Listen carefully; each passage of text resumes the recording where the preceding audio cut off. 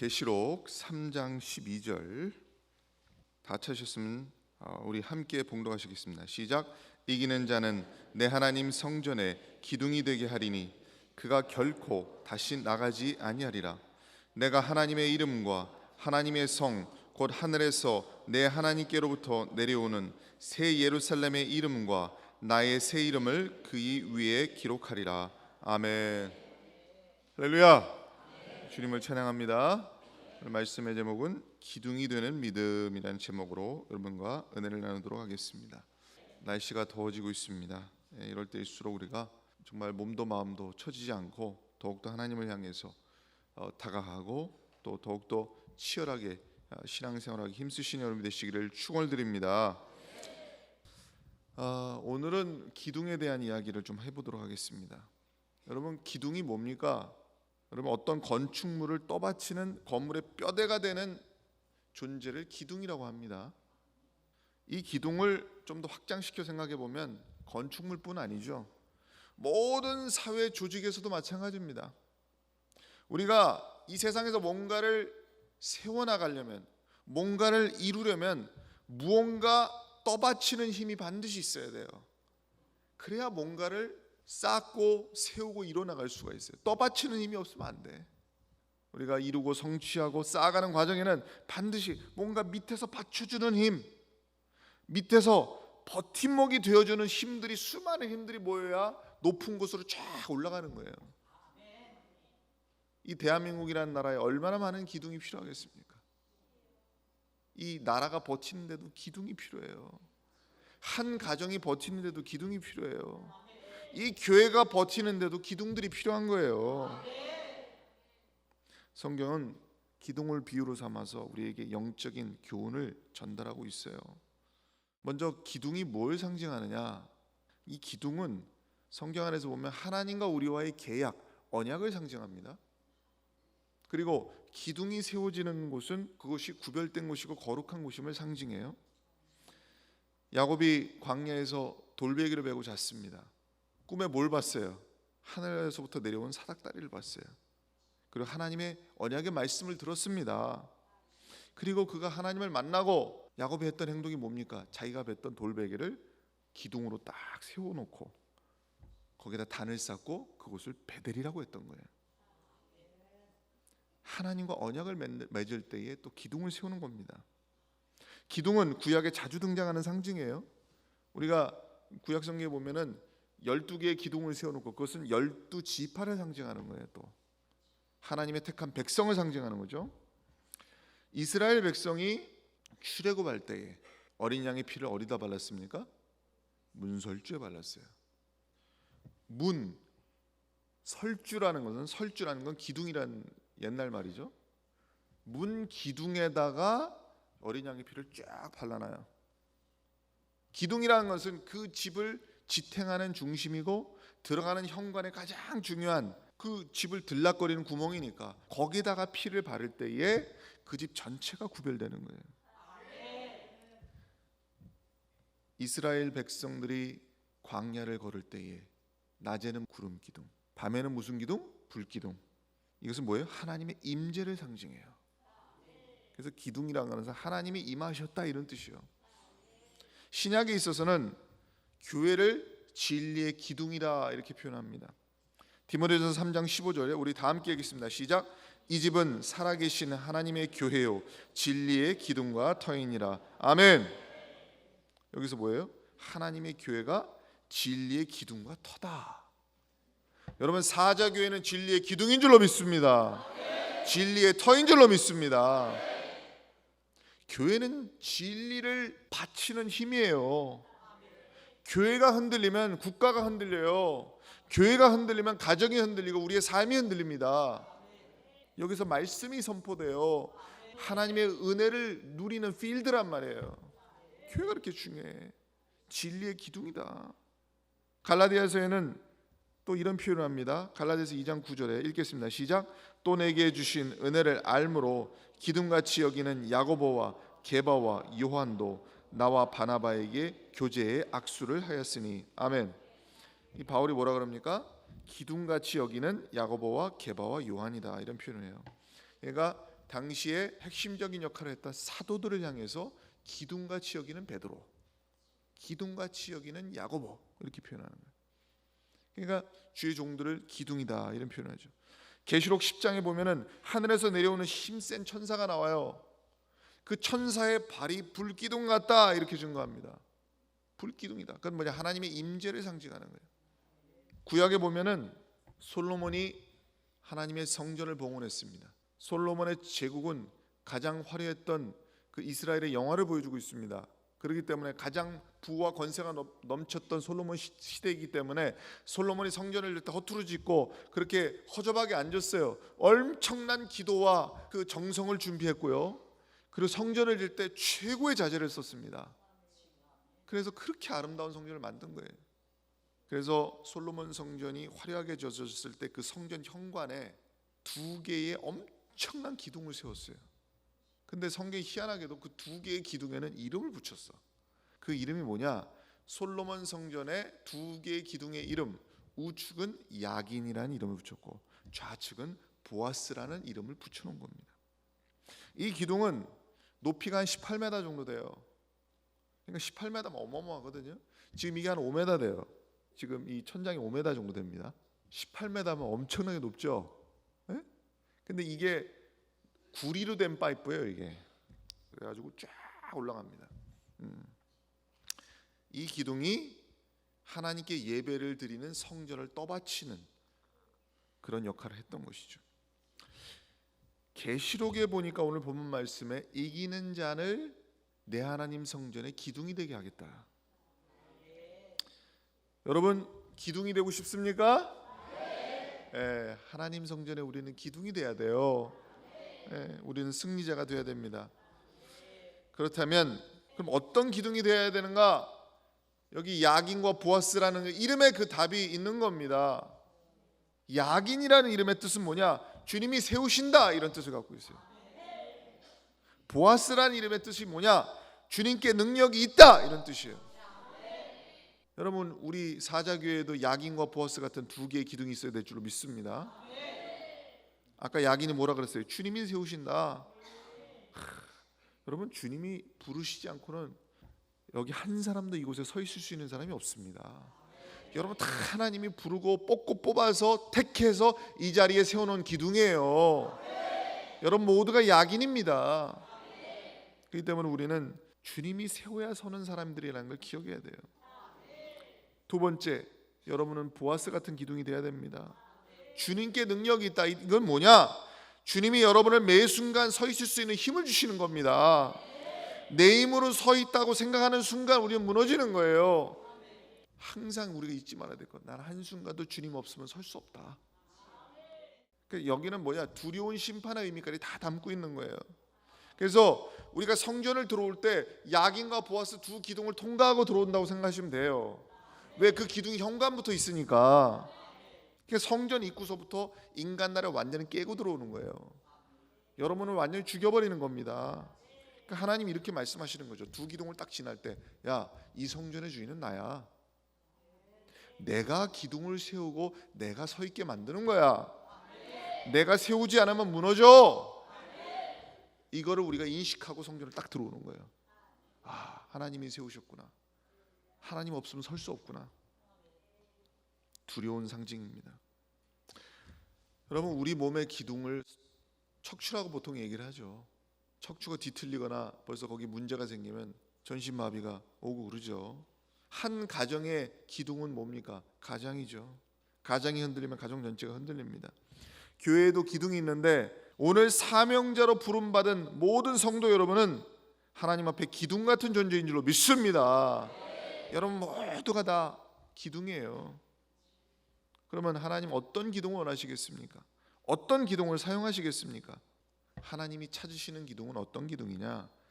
그 기둥은 연약하지 않고 튼튼해야 됩니다. 튼튼하지 않으면 안 돼요. 여러분 과거에 기둥으로 어떠한 재료를 썼겠습니까?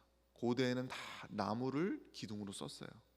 물론 궁전을 짓거나 성을 쌓을 때는 그건 석조 건축물이니까 돌을 채석해가지고 끌고 와가지고 얹어가지고 계속 건물을 만들었겠지만 대부분 다 나무예요. 다 나무를 다 잘라가지고 다 기둥으로 쓰는 거예요. 예. 이스라엘에서는 뭐 백향목도 쓰고, 또 우리나라 한옥 지을 때 여러 가지 나무를 쓰겠죠. 참나무도 쓰고, 또 후에 이 철기 문화가 발전하면서, 철의 문화가 발전하면서 철, 뭐 구리 뭐 이런 것도 쓰고, 현대에는 철근과 콘크리트가 주를 이루고 있습니다. 이들의 특징이 뭐예요? 기둥으로 쓰는 모든 재료의 특징은 하나같이 단단하다는 공통점이 있습니다.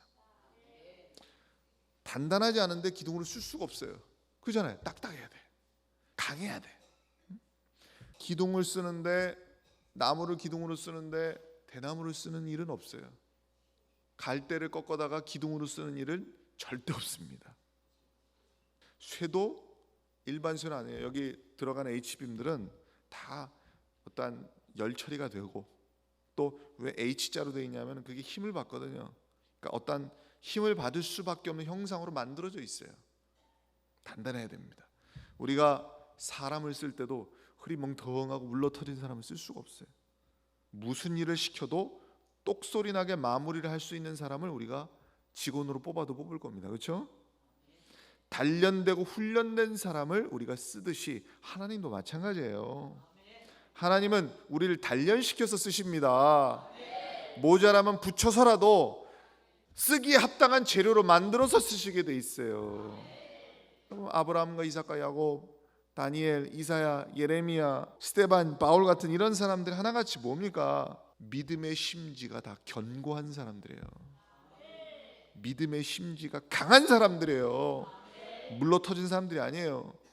반석 같은 믿음, 강철 같은 의지와 절개를 가진 사람을 하나님이 만들어 쓰시게 돼 있는 겁니다. 그러니까 여러분 스스로 한번 돌아보셔야 돼요. 나는 단단한 기둥인가? 하나님 앞에 튼튼한 기둥이 될 만한 내가 지금 영적인 상태인가를 한번 보시길 바랍니다. 두 번째입니다. 하나님이 쓰시는 기둥은 반드시 곧게 뻗어야 돼요. 곧게.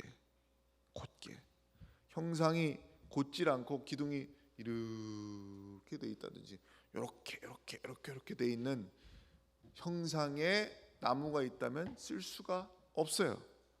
왜냐? 힘을 못 받으니까. 푹 주저앉게 돼 있죠. 우리가 하나님이 인정하는 기둥이 되려면 하나님과 세상 사이에서 왔다 갔다 하는 두 마음을 품어서 안 됩니다. 왔다리 팍 주저앉는 거예요. 오직 하나님께 순종하고 하나님을 향해서만 곧게 뻗어 있는 재료가 돼야 기둥이 되는 겁니다. 사람도 두 다리가 튼튼하게, 그리고 척추를 딱 고추 세우고 있어야 힘을 받는 거지. 만약 기둥이 똑바로 서지 못하고 삐딱하게 이렇게 서 있다 이러면은 결국 건물 전체가 기울어지게 돼 있어요. 힘을 받을 수가 없어.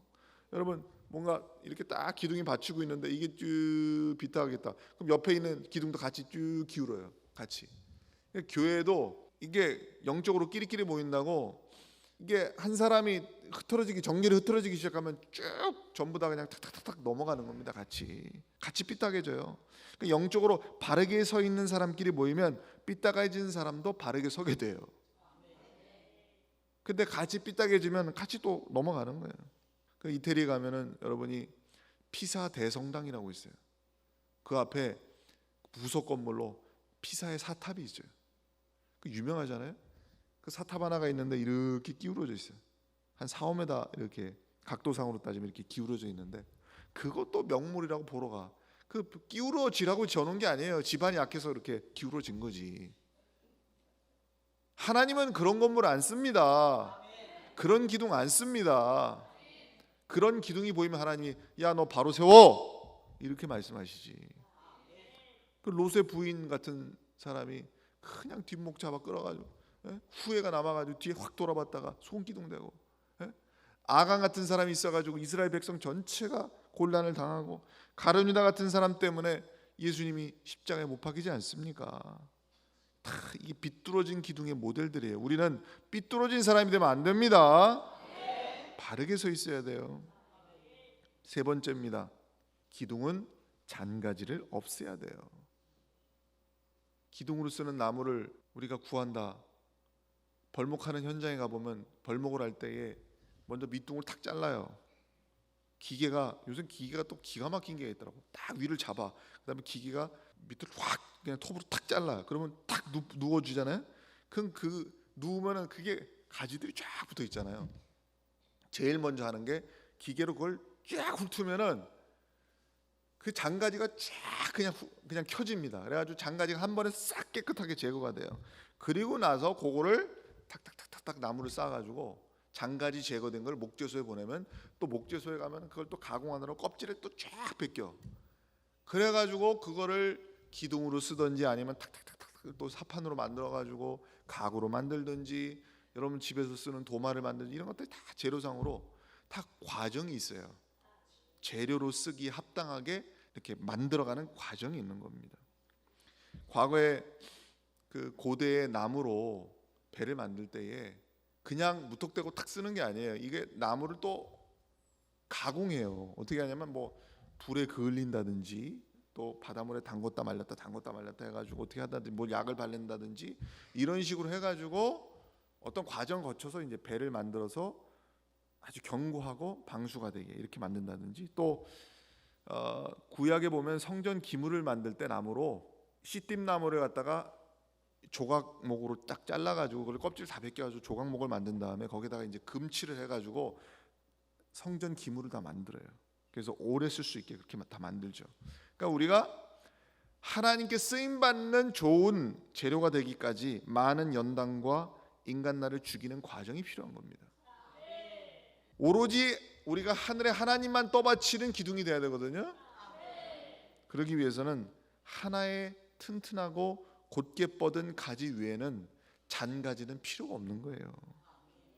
옆으로 난 모든 잔가지들은 우리가 다 쳐내고 끊어내야 되는 겁니다. 우리의 교만과 아집과 인간적인 모든 것들을 죽이고 또 죽이고 쳐내고 또 쳐내야 될 줄로 믿습니다. 계속 잔가지는 쳐내야 되는 거예요. 네 번째입니다. 기둥은 항상 뭐예요? 밑에서 위를 떠받치는 게 기둥이에요. 이게 기둥의 본질입니다. 여러분 기둥을 올릴 때 천장 위에다 이렇게 세워놓는 게 무슨 기둥입니까? 그건 기둥이 아니에요. 그건 막대기 하나 세우는 거지. 항상 천장과 지붕이 있으면 뭔가 떠받치는 거 그 밑에다가 세우는 게 기둥이에요. 그래서 기둥은 장식이 될 수가 없어요. 이 안에 지금 박혀 있는 기둥들이 장식이 될 수가 없는 거예요. 모든 하중을 받쳐주는 그 건물의 가장 본질적인 역할과 관련이 되어 있는 거예요.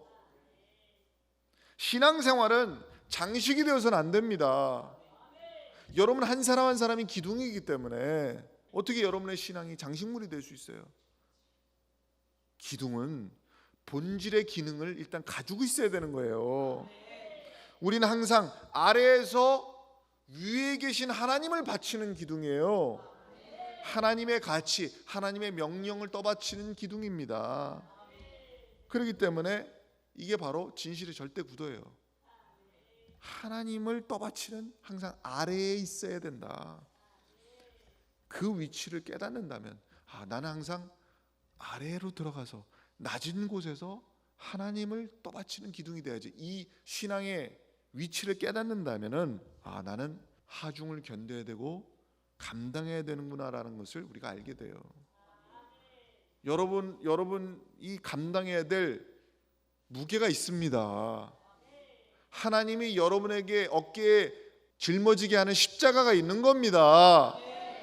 그래서 바울이 그리스도의 남은 고난을 주의 몸된 교회를 위해서 내 육체에 채우느라 그랬어요. 우리도 교회의 짐을 나누어지고 서로의 짐을 나눠줄 수 있을 때 이 교회는 견고하게 설 수 있게 될 줄로 믿습니다. 다섯 번째, 모든 기둥은 함께 서 있어야 돼요. 모든 기둥은 각자에게 주어진 최적의 위치에 나란히 질서정연하게 딱 정확한 간격대로 서 있어야 돼. 여러분 기둥이 겉으로 보이는 것만 있겠습니까? 지금 벽 속에 다 기둥이 숨어 있잖아요. 모든 기둥은 소중한 겁니다. 우리 교회는 벽 속에 갇혀 있지만 잘 드러나지 않는 기둥 같은 분들이 많이 있어요.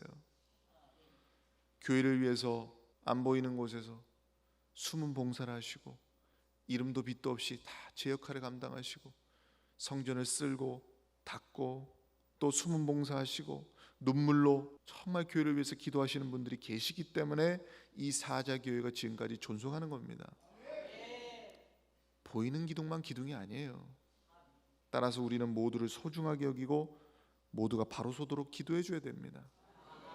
한 사람도 거주와 있는 사람은 없어요. 여기 빌립보서 2장 1절로 4절에 우리 읽겠습니다. 시작. 그러므로 그리스도 안에 무슨 권면이나 사랑의 무슨 위로나 성령의 무슨 교제나 긍휼이나 자비가 있거든 마음을 같이하여 같은 사랑을 가지고 뜻을 합하여 한 마음을 품어 아무 일에든지 다툼이나 허영으로 하지 말고 오직 겸손한 마음으로 각각 자기보다 남을 낫게 여기고 각각 자기 일을 돌아볼 뿐더러 또한 각각 다른 사람들의 일을 돌아보아 나의 기쁨을 충만케 하라. 아멘.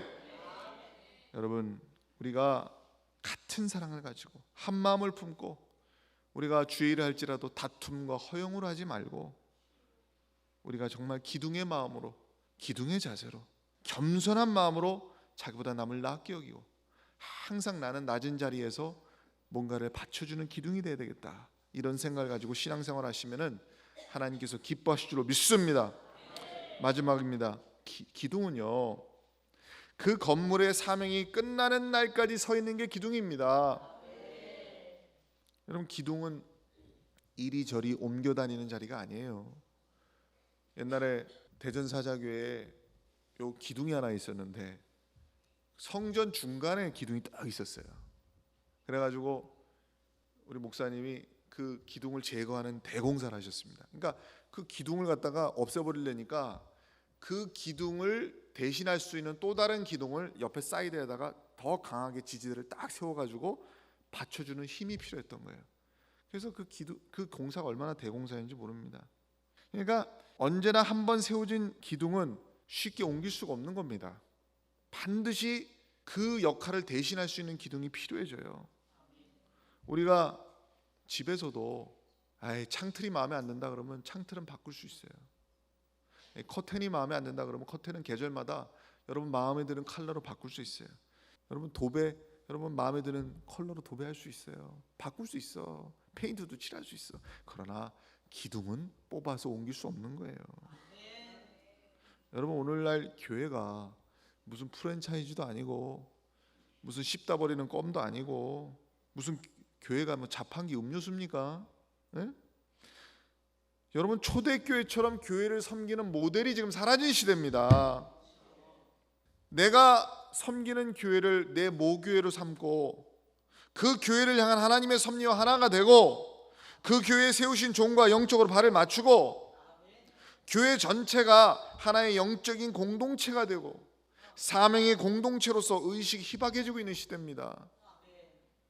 그저 내가 편하면 그만이라는 식이에요. 교회를 그냥 음료수 자판기 고르듯이 생각을 해요. 이거 잘못된 신앙입니다. 여러분, 초대교회의 모습을 보세요. 바울이 다 편지로 기록한 게 신약성경의 대부분 아닙니까? 교회 서신으로 보낸 거예요. 그 바울과 주의 종과 성도들 간의 관계를 보시라고. 교회와 성도들 간의 관계를 보세요. 얼마나 영적으로 육적으로 서로를 위하고 의지하고 결속되어 있는지 모릅니다. 우리 사자교회는 이렇게 영적으로 하나 된 교회의 모범이 되기를 소망합니다. 아름다운 하나님의 성전의 기둥으로서 끝날까지 사명을 감당하는 우리 사자교회 여러분 모두가 되시길 주의 이름으로 축원드립니다. 지금 내 심령의 성전의 기둥에 균열은 생기지 않았는가? 뭔가 집안이 약해서 삐딱하게 기울어지진 않았는가를 유심히 살펴보십시오. 절대 한 사람도 삐딱한 기둥이 아니라 모두 하늘의 하나님을 향해서 곧게 뻗어 있는 기둥으로 서게 되시길 주의 이름으로 축원드립니다.